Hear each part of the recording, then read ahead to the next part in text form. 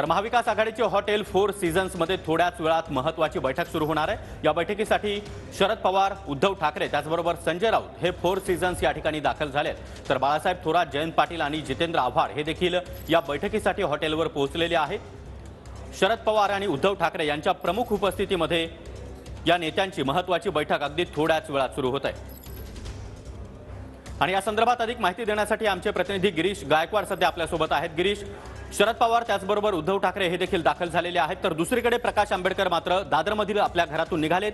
Prakash Ambedkar four सीझन्समध्ये दाखल होणार का?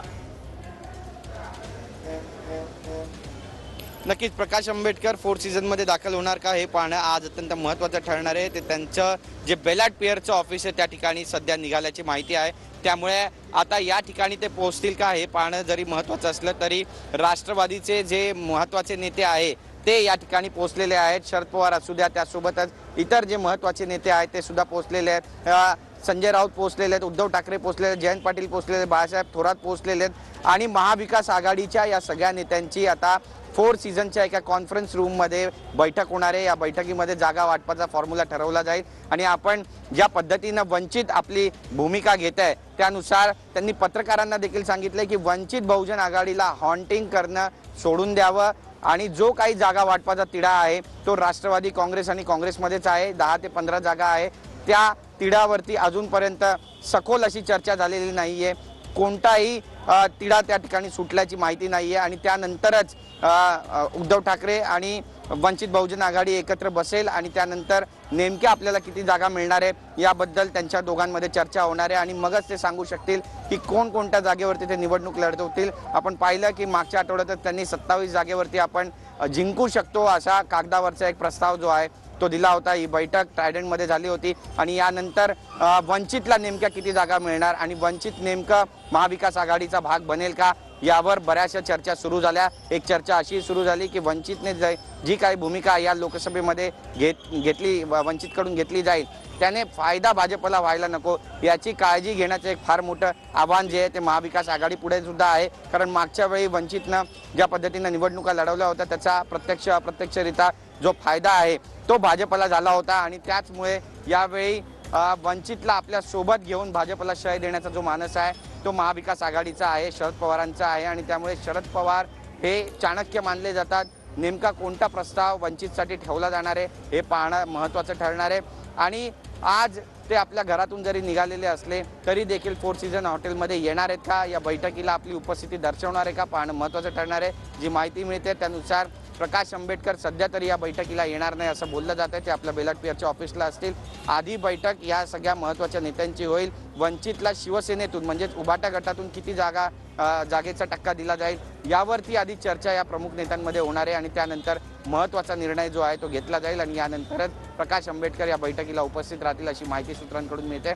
त्यामुळे प्रकाश आंबेडकर यांच्या भूमिकेवर जरी लक्ष असलं तरी प्रकाश आंबेडकर यांची जी काही भूमिका सध्या आहे आणि जे काही राज्यातलं राजकारण घडतंय त्यामुळे धरलं तर चावतंय, सोडलं तर पळतंय अशी अवस्था सध्या महाविकास आघाडीची वंचित बाबत झाल्याचं चित्र पाहायला मिळतं। त्यामुळे वंचितनं आपल्या सोबत राहावं आणि भाजपला शय द्यावं असा एक जो सूर आहे तो महाविकास आघाडीमध्ये आहे आणि यामध्ये वंचितचा जो जागा मागण्याचा जो टक्का आहे, जे त्यांचा से आहे तो सुद्धा कुठे ना कुठेतरी वाढतंय, त्यांचं देखील वजन वाढतंय। 10 ते 15 जागा ते आपल्या गोटामध्ये पाडून घेण्याच्या तयारीत असल्याची सुद्धा माहिती मिळते।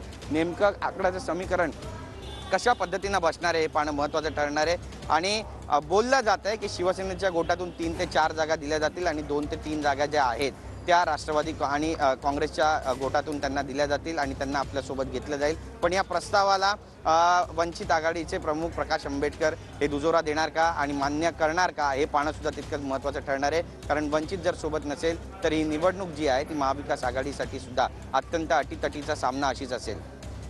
नक्कीच गिरीश, तुम्ही आपल्या सोबत राहाच। दरम्यान प्रकाश आंबेडकर यांनी माध्यमांशी बोलताना सकाळी नेमकी काय प्रतिक्रिया दिली आहे ती आपण पाहूया।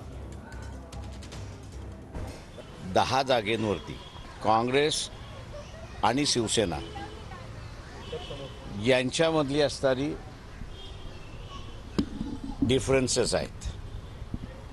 5 जागा अशी आहेत की ज्याच्यामध्ये शिवसेना, काँग्रेस आणि NCP यांची अजून डिसाईड व्हायचं आहे। तर एकंदरीत 15 जागा ज्या आहेत त्याच्यावरती त्यांचं असणारं एकमत झालेलं नाही.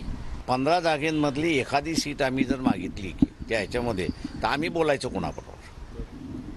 त्याच्यामुळे हा जो तिढा आहे हा त्यांचा तिढा आहे. त्यांचा तिढा सुटत नाही आहे आणि तो सुटल्याशिवाय आमच्याशी बोलणं होऊ शकत नाही, अशी परिस्थिती आहे. जे काही मला माहिती मिळालेल्याप्रमाणे 22, 18, 9 असं फिगर वाईज ब्रेकअप झाले असं त्या ठिकाणी दिसते. पण त्याच्यापैकी 15 जागेंवरती भांडणं आहेत त्या ह्याच्यामध्ये. त्याच्यामुळे तो रिझॉल्व्ह होत नाही तोपर्यंत हे जे फिगर्स आलेले आहेत ते खरे आहेत असं धरायला हरकत, म्हणजे ते खरे आहेत असं मी मानत नाही. तुम्ही पुढाकार घेणार हे जे 15 जागा आहेत त्यांच्या ज्या अडचणी आहेत किंवा त्यांची भांडणं आहेत ते सोडवण्यासाठी? ते माझं मी कशाला पुढाकार घेणार? त्यांनी सांगितलं तर मी घेईन, त्यांनी सांगितलं नाही तर मी गप्प बसणार. तर प्रकाश आंबेडकरांची ही प्रतिक्रिया आपण ऐकली. मात्र ही दृश्य आपण पाहतो आहोत. शरद पवार आता 4 सीझन्स या हॉटेलमध्ये दाखल झालेले आहेत. इतकंच नाही तर उद्धव ठाकरे हे देखील काही वेळापूर्वीच या ठिकाणी पोहोचलेत आणि शरद पवार, उद्धव ठाकरे यांच्यासोबतच संजय राऊत, जयंत पाटील, त्याचबरोबर काँग्रेसचे नेते बाळासाहेब थोरात हे देखील आता हॉटेल 4 सीझन्स या ठिकाणी पोहोचलेले आहेत. मात्र बाळासाहेब थोरात हे 4 सीझन्समध्ये दाखल होण्यापूर्वी प्रकाश आंबेडकर यांच्या निवासस्थानी जाऊन त्यांनी भेट घेतली. 2 राजकीय नेते भेटल्यावर राजकीय चर्चा तर होणारच अशी सूचक प्रतिक्रिया देखील थोरात यांनी माध्यमांशी बोलताना दिली होती.